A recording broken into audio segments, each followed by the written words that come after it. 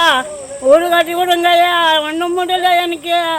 வயசான பொம்பளை நானும், பசங்க கணிக்க மாட்டேன்றாங்க. நீங்கள் எங்களால் தேடிக்கின்னு இருக்கிறோம்.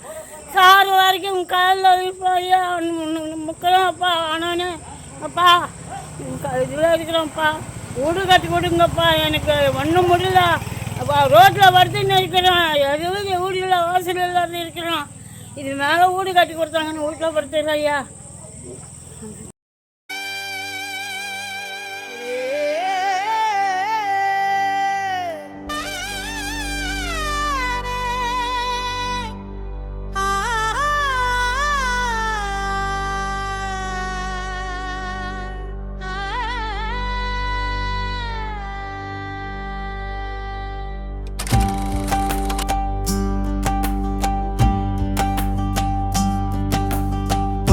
இல்லாமல் தனிமையில் வாழும் முதியோர்களை நாம்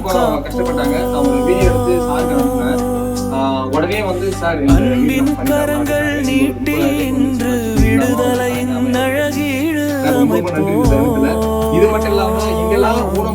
தாய்மார்களின் கண்ணீரை துடைத்து தாயின் ஆசீர்வாதம் பெறுவோம். அதே மாதிரி வந்து சிறு தொழில் பண்றாரு. நிறைய பேருக்கு அந்த உதவிகளும் பண்ணி கொடுத்துருக்காரு. சென்னையில கடைகள் வச்சு கொடுக்கறது, உத்தியோகம் பெட்டி கடை வச்சு தரது, எல்லா உதவிகளும் பண்ணிட்டு இருக்காரு.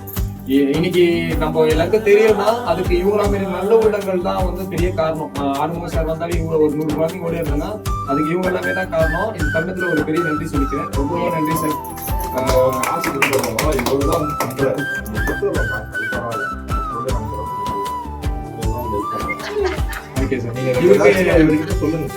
நம்ம ஊர் சார்பா வந்து என்னோட கடமை நான் உங்களுக்கு போட்டுறேன். நீங்க அதுக்கப்புறம் அவங்க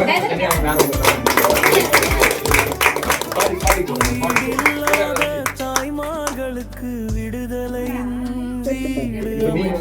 அவங்க கையால நீங்க அப்படியே அன்புடன்